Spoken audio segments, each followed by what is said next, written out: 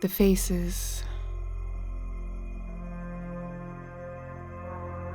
the oh so many faces, the places, the millennia. We started donning masks right after we arrived on this planet, people. It's not new, you know. The traces left. The massive efforts to erase the traces left. Camouflage cloaked. Humanity cards revoked.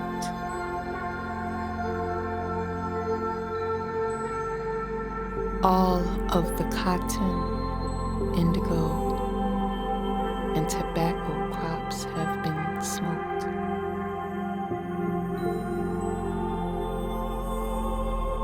The threads and color and leaves find their ways into our masks sometimes.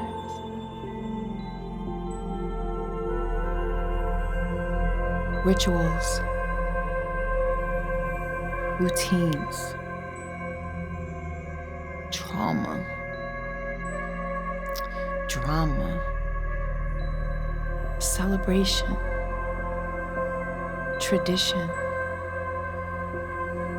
divination, mission,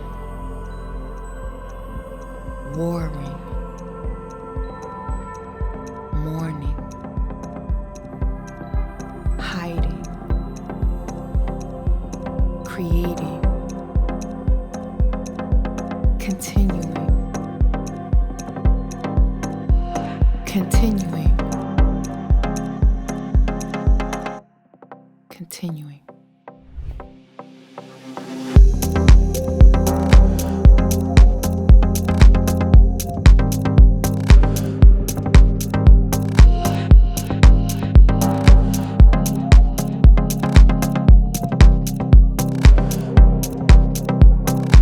In May of 2021, ARTECHOUSE was proud and excited to bring Afro Frequencies to our Miami location and showcase the work of London-based Afro-surrealist visual artist Vince Fraser.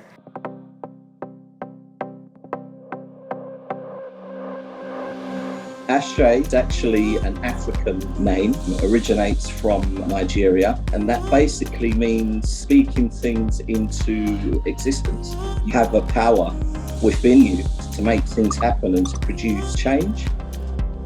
I think that the message at the heart of his work and the visuals that he shares are incredible and especially today very relevant.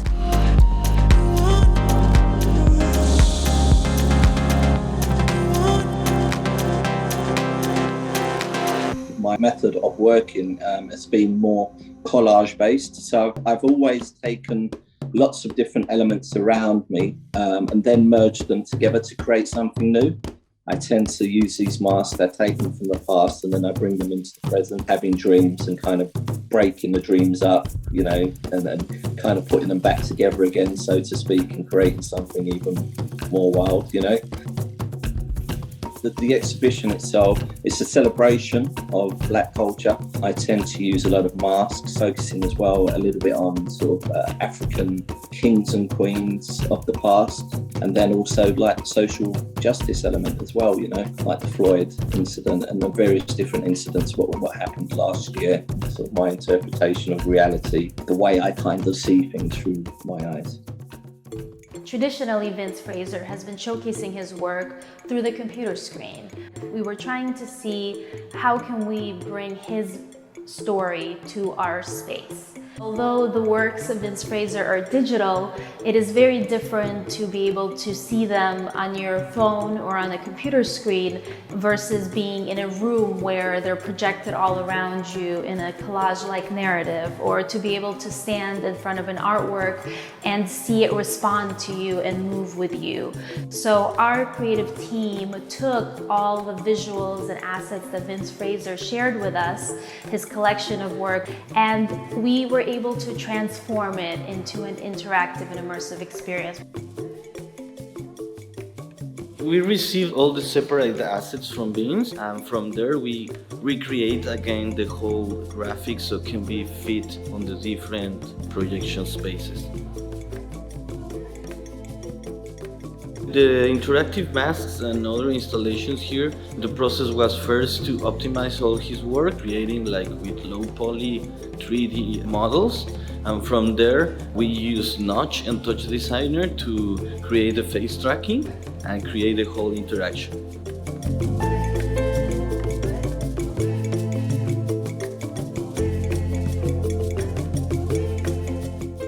The drum circle room, the idea was to recreate kind of a digital ritual. Each of the masks is a different god, a different entity. We are very happy to work with Vince in this matter to create his first big show with immersive and interactive technologies. We're helping translate his ideas and his message and his art and his aesthetics and concepts to that interactive space. So a lot of it is like trying to figure out what's the idea there that maybe can be made interactive. There's a piece where when you step into the frame, your body becomes a point cloud with different like extruded spikes that react to the music. And the original piece is this three-dimensional model. It's a human form, and so a lot of it was like, oh, it'd be interesting if like as a guest you could have that same effect applied on you.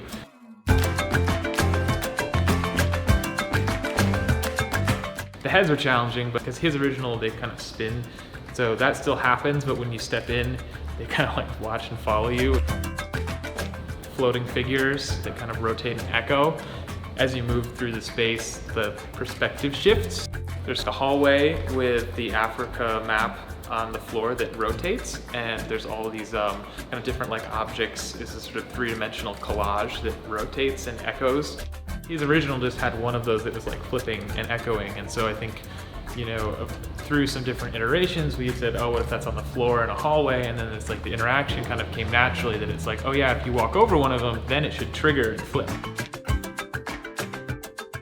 Like the interactive collages upstairs, he has these kind of like works where he has a still that kind of fragments and echoes. Like the 4 different pieces up there are all based directly on his work. So it's like, how do we then make that something that's happening in real time? And so that was one where we kind of came to the like, oh yeah, like people should be able to become that collage.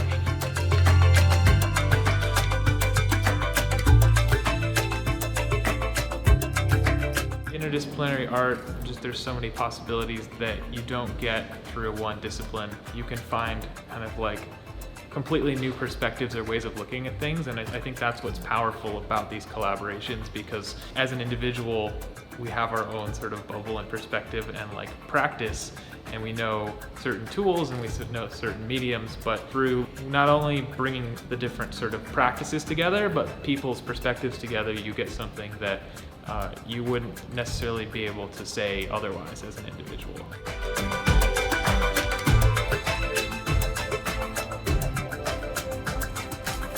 A big part of any immersive experience is the sound.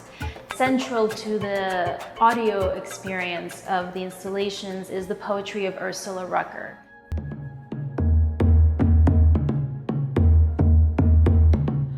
I'm going to go back and get all my things. Just as soon as I find out where all my things are.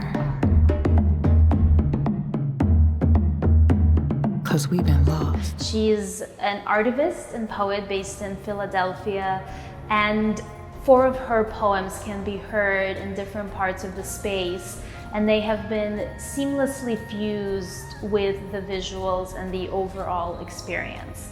Ursula, I mean, you know, she speaks with passion. She's a very passionate person, and she's a great addition to my show. I feel that her work, it will kind of complement what I'm doing. 'Cause the beacon calls us each home. The story that Vince Fraser is telling with these pieces, some serious stuff. So the words had to be serious stuff to accompany, to support. Approaching a project like this, I need to tell as much of this realness to everyone. How can I tell this story and make it a story about the Black experience, but make it receivable for all? Because it has to be receivable to all. It has to be. Your evolutionary things. Sankofa is a moment in there. It's an important moment. Sankofa is like, I'm gonna go back and get all my stuff. The telling of the story and the going back and getting our story and claiming our stories as our own, to know ourselves and love ourselves when there has been a systematic, dismantling of the knowing and the loving of ourselves for many hundreds of years. Lots of pain. Lots of pain. Lots of pain. Obviously last year, a lot of things happened with the Black Lives Movement, George Floyd, and I just couldn't sit back and not really create something. It's a great time to kind of highlight a lot of the issues and a lot of the problems what are happening in the world. Our victory should not require our chronic misery. Hear me. So in the writing of these pieces, the creating of these pieces, the culling of these memories, these knowings, the history, there's a lot of emotion in there. It's not easy to pick this torch up and carry it. It's not easy at all. One of my all-time favorite writers, Zora Neale Hurston, said, if we are silent about our pain, they will kill us and say we enjoyed it.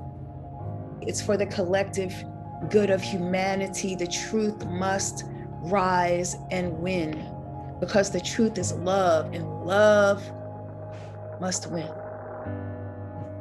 And in order for love to win, you have to know this Black experiential story, and you have to hold this Black experiential story dear. You're gonna learn how to do that, like we've been taught to hold all of your stories dear. Art is a powerful thing. It is something that connects us, and it is something that we've always used to celebrate. Coming together, celebrating each other, learning about each other is very important. It is what helps us move forward. When we experience art, we have the opportunity to learn something. We have the opportunity to feel something. And we have the opportunity to understand one another, which is why Ashe Afro Frequencies is a celebration for everybody. Thank ARTECHOUSE for the allyship. We're building allyships. We can ride on them together and go everywhere and have fun, but only if we respect and honor each other. If we're not, it's not gonna be fun, it's not gonna be productive. To deny our collective organic beginnings is to deny everything it was seen. Sing. Live. Breathe. Receive. Create. Be your own songs of freedom. Our own songs of freedom. Our own victories. Our own legacies. See it clearly. It's time.